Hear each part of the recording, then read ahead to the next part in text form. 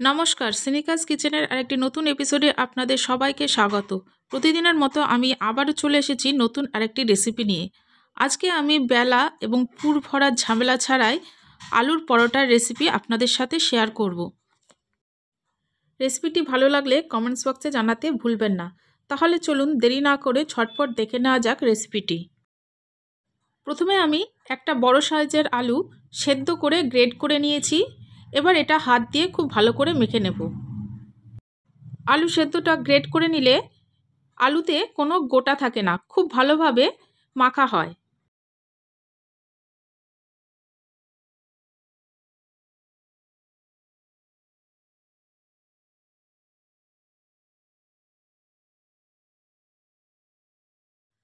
আলুটা ভালোভাবে মাখা হয়ে গেলে দিয়ে দিচ্ছি একদম কুচি করে রাখা পেঁয়াজ, দিয়ে দিচ্ছি কুচি করে কেটে রাখা ধনেপাতা, চিলি ফ্লেক্স,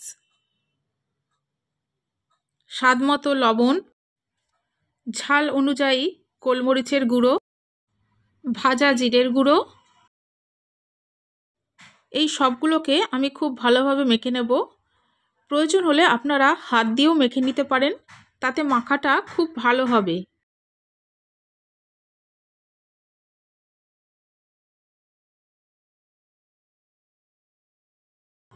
আলুটা আমি খুব ভালোভাবে মেখে নিয়েছি।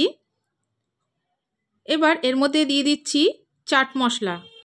চাট মশলা না থাকলে লেবুর রসও দিতে পারেন, আর দিয়ে দিলাম হলুদ। এগুলো দিয়ে ভালো করে মেখে নেব। এবার একটা বাটির মধ্যে নিয়ে নিচ্ছি 1 কাপ ময়দা, তার মধ্যে দিয়ে দিচ্ছি স্বাদমতো লবণ, সামান্য চিনি। এইগুলোকে খুব ভালোভাবে মিশিয়ে নিচ্ছি।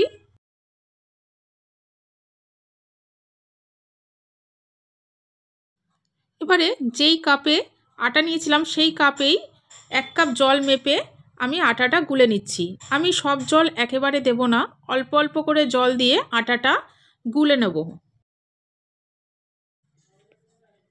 আটাটাকে খুব ভালোভাবে আমি গুলে নিয়েছি, এর মধ্যে কোনো রকম কোনো গোটা নেই।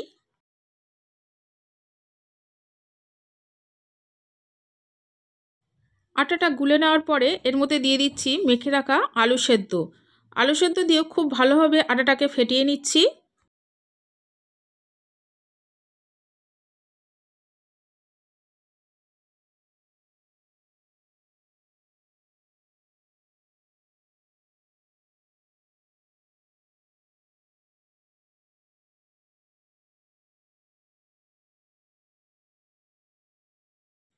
আটাটা খুব বেশি ঘন হয়ে গেছে, ওই জন্য আরেকটু জল নিয়ে আমি পাতলা করে নিলাম।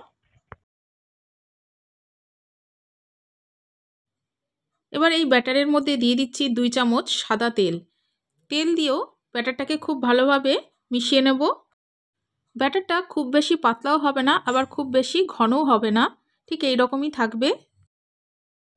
এবার আমি একটা তাওয়া বসিয়ে দিয়েছি, তার মধ্যে একটু তেল ব্রাশ করে নিচ্ছি।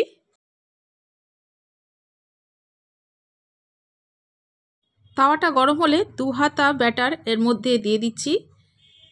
তারপরে আমি হাতা দিয়ে আস্তে আস্তে ছড়িয়ে দিচ্ছি।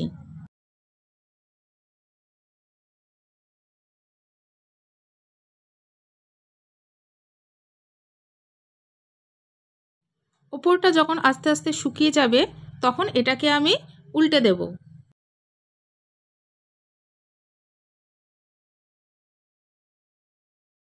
এটা শুকিয়ে গেছে, এবার উল্টে দিলাম। এটাকে আমি 4-5 বার এপিট ওপিট করে ভালো করে ভেজে নিলেই আস্তে আস্তে পরোটাটা আমার ফুলে উঠবে। দেখুন আস্তে আস্তে ফুলে যাচ্ছে। এই রেসিপিটি যদি আপনাদের ভালো লাগে তাহলে আমার চ্যানেলটিকে সাবস্ক্রাইব করার অনুরোধ রইল। এইভাবে আমি 2 পিঠই ভালো করে সেঁকে নেব। এইভাবে তৈরি হয়ে গেল আমার আলুর পরোটা। আমি একে একে সবকটা পরোটায় একই রকমভাবে করে নেব। তাহলে বন্ধুরা আজ আসি, আবার দেখা হবে নেক্সট এপিসোডে নতুন কোনো রেসিপির সাথে।